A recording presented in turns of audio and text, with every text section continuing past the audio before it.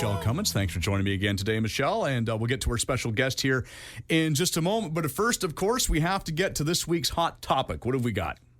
Oh, this week, actually, it's a very scary topic, being Halloween week we just went through. It's actually short-term rentals. And a lot of people don't know that some areas don't actually allow short-term rentals. One being Harrison Hot Springs, they don't allow it. So you really want to check before, advertising your home or a property that you buy or purchasing a property that you think you can do short-term rentals without looking into the details. So short-term rentals are anything like less than 28 days, 30 days. It's Airbnb, HomeAway, VRBOs, and actually Airbnb it's bed, no breakfast, rather than bed and breakfast. So I have a property that I just registered a business license for bed and breakfast because the zoning allows that. Airbnbs is something different, so you really want to check into that. So you wonder, the number of short-term rentals are rising, so local areas, municipalities are really cracking down on it. Agassiz, for one, is actually looking at it, questioning the residents, seeing if they want to allow it, add a zoning or not. Mission should have a decision before the end of the year for the new year whether they are going to allow it. But so you really have to be careful if you're thinking about purchasing a property for that reason. And today's topic actually is quite interesting: how to go broke in real estate. So we have a guest here who is we do. He's actually my wealth management firm. So Ivory Planning Group, Devon. Yes, Extra. hi. Hello, welcome. Thank you for having me. I appreciate it. Thank you for coming. Mm-hmm. So you have a lot to warn us about, like how to go broke in real estate. Interesting. Yeah, the topic kind of came up because oftentimes, especially lately here in the Lower Mainland, with all the real estate prices just rising rapidly, nobody ever talks about when people lose money in real estate. You only hear about your buddy and how much money he ended up making. So I thought it would be, again, to the week that we just had, to talk about the scary parts of owning maybe the wrong real estate or making the poor decisions in real estate and what kind of impact it can have. Yeah, because usually you only hear all the hero stories and the bragging stories of Exactly. how good people do. Yeah. So first off, can you tell us a little bit about Ivory Planning Group, like your wealth management firm, and what you do there? Yeah, so we're a fee-based wealth management firm. We assist established families and business owners with their financial planning. We also do some tax planning, portfolio management, insurance. My partner, Jason Flint, actually, we started this business about 7 years ago, but we've been in this business for about 12. We realized early on that there was an advice gap in the marketplace, specifically for business owners. Usually we explain this gap by telling a simple story to anybody who's interested in listening. So picture this. You've got four professionals in a room. You've got an accountant, you've got a lawyer, you've got an investment guy, and you've got an insurance guy. They're all blindfolded, and you ask them to reach out and explain what they're touching. The lawyer says, it feels like a tree trunk. The next guy goes, sounds like the side of a barn. That's what I feel. The third guy goes, I think it's a fire hose. And the last guy says, I think I'm touching a rope. You ask them to remove their blindfolds, and unbeknownst to them, they are actually all touching one and the same elephant. Now, if you were to ask the lawyer, how would you have treated the tree trunk? He would treat it very differently than what an elephant should be treated as. And so we kind of take the approach of overall management of somebody's wealth, and we make sure that the elephant in this case is treated as an elephant. So we started Ivory Planning Group 7 years ago to do just that for our clients. Well, I think my husband and I met you about 5 years ago, That's was about it? right, yeah. And you've been a lifesaver because I was going into becoming, or you advised me to become a PREC, Personal Real Estate Corporation, Yep. and that was catapulted into changing my life. And I had a different accountant here, and I had, management here.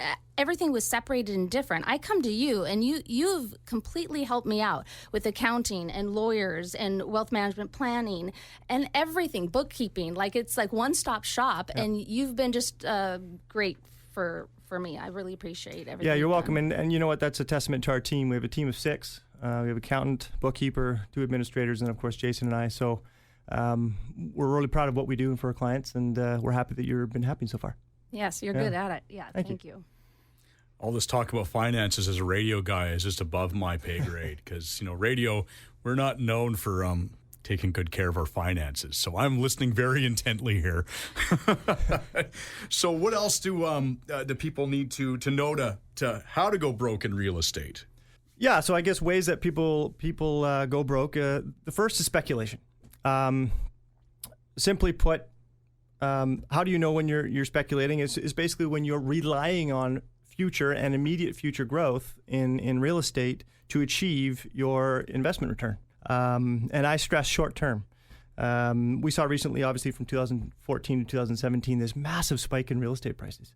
And people were buying and success was everywhere until one day it stops. And the moment it stops, the last people to buy in, I'm hoping, were not speculating because they were counting on the next increase to pay off and form their investment return. And so when you want to go and invest in real estate, don't speculate. So that's the first key to not going broke in real estate. Number two, have a tax plan. As we know, the proceeds from a sale of property are what's called a capital gain. So if you buy something for $100, you sell it for $150, you have a $50 capital gain. So how do you get in trouble as far as taxes are concerned? Number one, house flippers. If you buy them, fix them up, and sell them again, CRA could rule that your successive house flipping is considered a business. And if so, you run the risk of 100% of the income being generated being taxable. Number two, assuming we avoid that above ruling, the tax liability of the gain itself eats up cash. So if you were to buy something, sell it, say in March, your tax liability for that is not due until the following April. So if you were to reinvest 100% of that cash, where's the cash coming up to pay the tax for the following year? And number three, people forget that rental income often exceeds your write-offs. So what a lot of people do think is that their cash flow equals the income for tax purposes. So one simple thing that people miss is when you're paying your mortgage payment, right? So if you buy a piece of property and you have your mortgage payment, there's only a portion of that is considered a write-off, and that's the interest portion. But that, of course, isn't 100% of what you're paying to the bank. The other portion, the principal, is not a write-off. And therefore, there's going to be taxes owing, and people often forget that throughout the year, that there's going to be tax liability on that. That's why I always say get professional advice regarding all these things, accounting advice and financial advice, planning advice. I have clients right now, and they're they've been in a place 37 years or so, but it's over the zoning allowed. It's over 5 acres, so they're worried they're going to get hit with capital gains. They grew their whole family up in that property, and they've used it as a primary residence. So things like that is good advice and tax plan. It's important.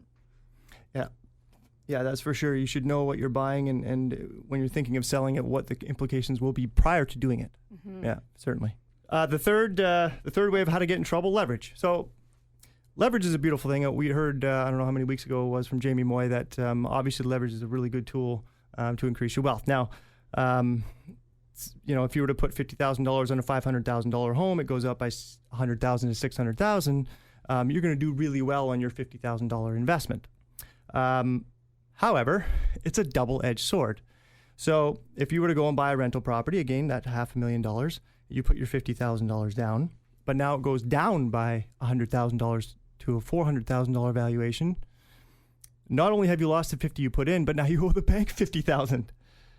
Right? So that's where leverage can really hurt you. And if you're not prepared to hang on to that throughout a market cycle, you can really, really get yourself into some trouble.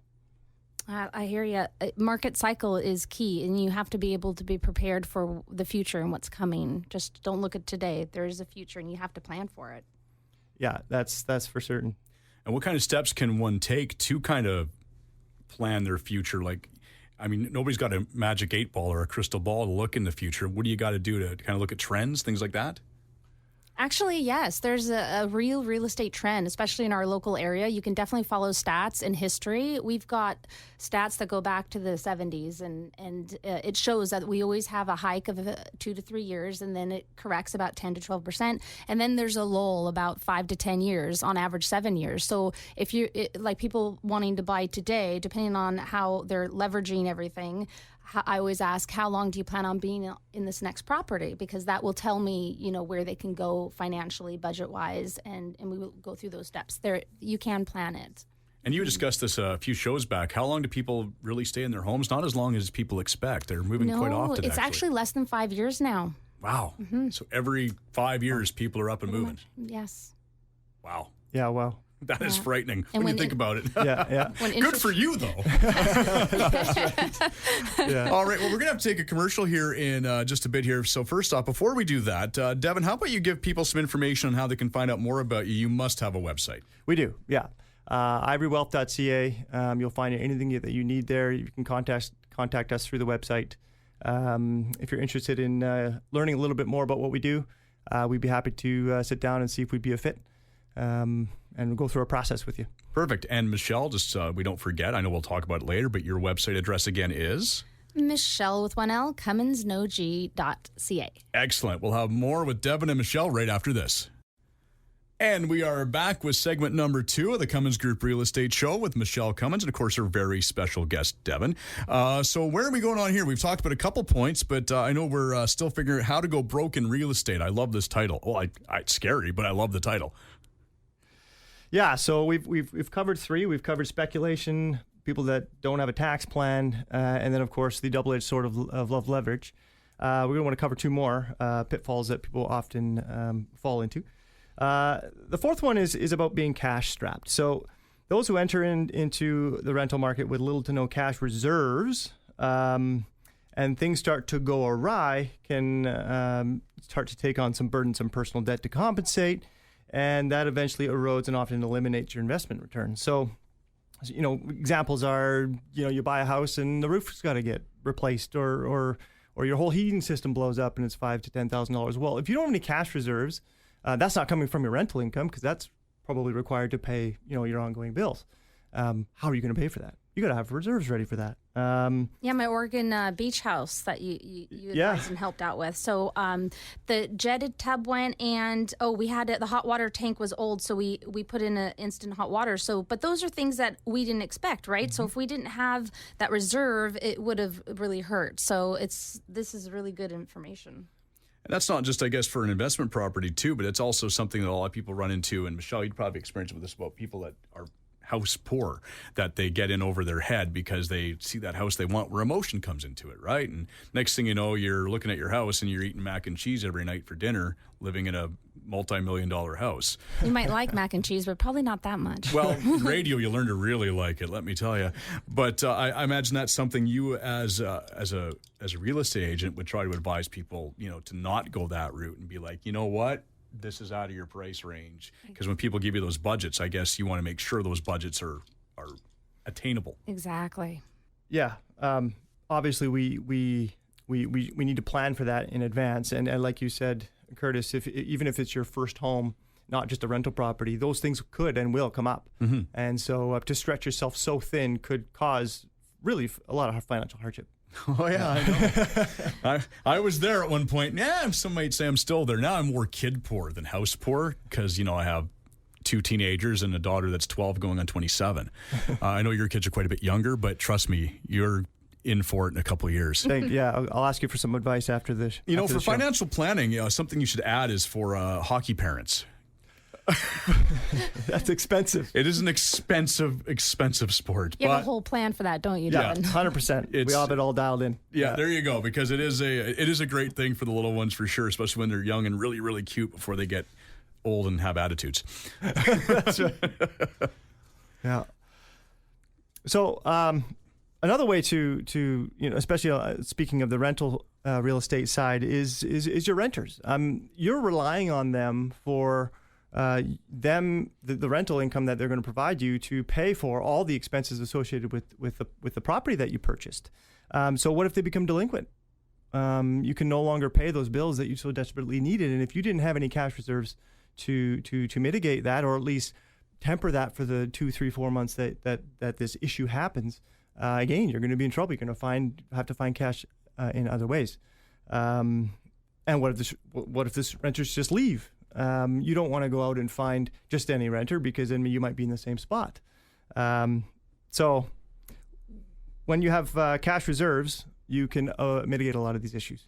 Yeah, and I imagine, Michelle, that for people that, from your experience, you probably have some of this. Renting can be a very slippery slope sometimes, getting the right tenants in there. And also sometimes if you do have the wrong tenant, getting the money out of them and getting them out of the place can be very difficult. You know what? Hiring a property manager to take care of those things for you is really, really advised. My Oregon beach house on the coast, I hired, actually it goes through Vacasa. They property manage it, and they're doing an amazing job. And Devon, actually, when I started working with your group, you helped me. Actually, you had a system which helped me budget and helped me realize that when I saw it down on paper, black and white, it just clarified exactly what I should do and how I should do it. And we had a game plan, which has helped my investment portfolio, my own real estate portfolio grow. That's right. And we had an intentional plan, and you can go in there equipped, knowing exactly what you were looking for and what you could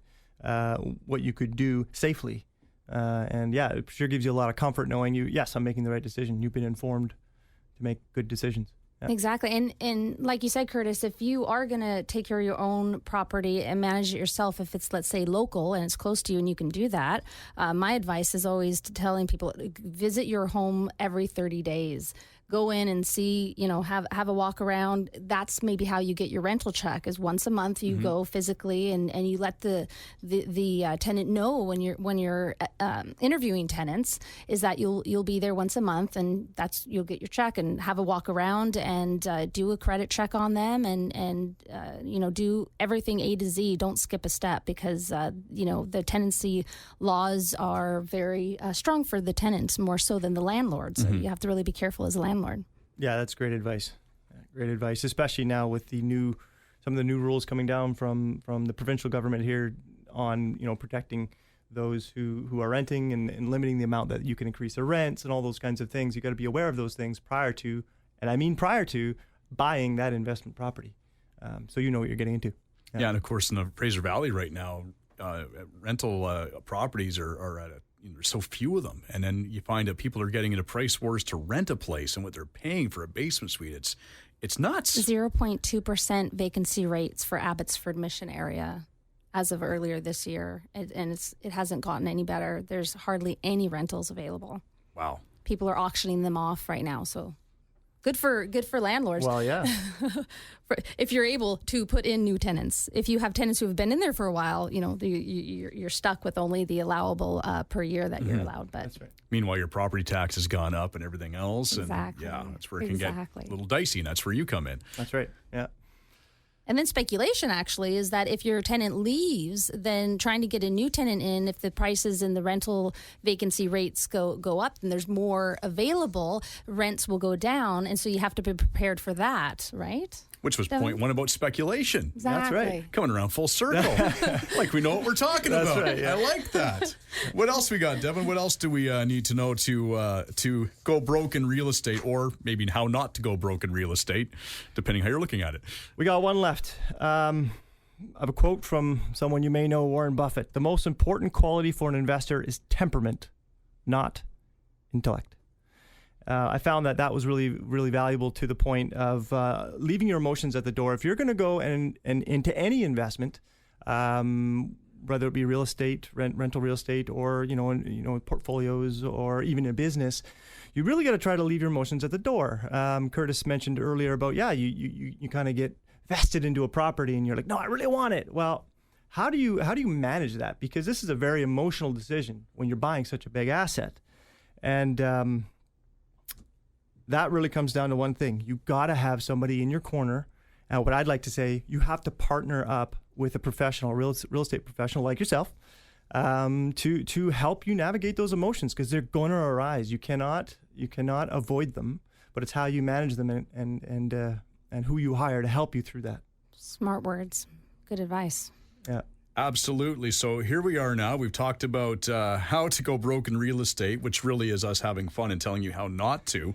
So for those that maybe, have short attention spans or just tuning in, Devon, maybe you can give us some takeaways of how not to go broke in real estate.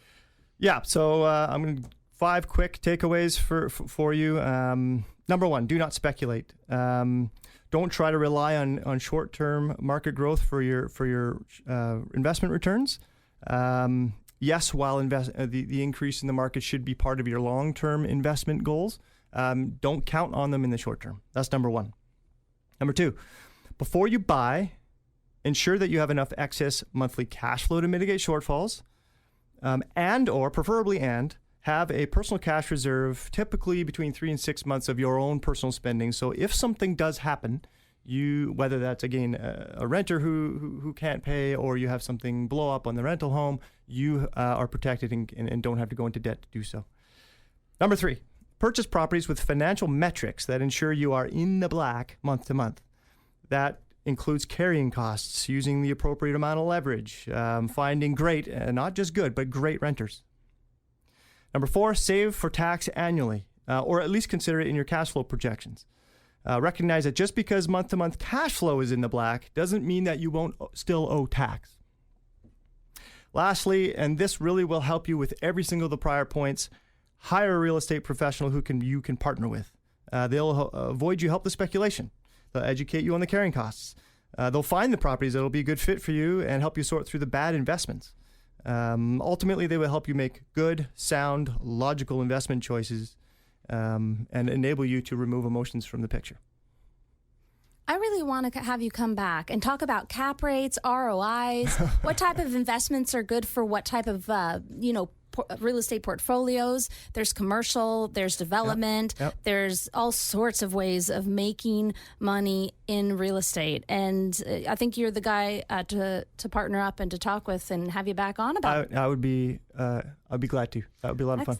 Excellent. Well, once again, Devon, why don't you give us that website address so people can find more about your business? That's ivorywealth.ca. Excellent. And Michelle, just to remind people of your web address, they can go see what you have going on and your listings and stuff like that. MichelleCummins.ca.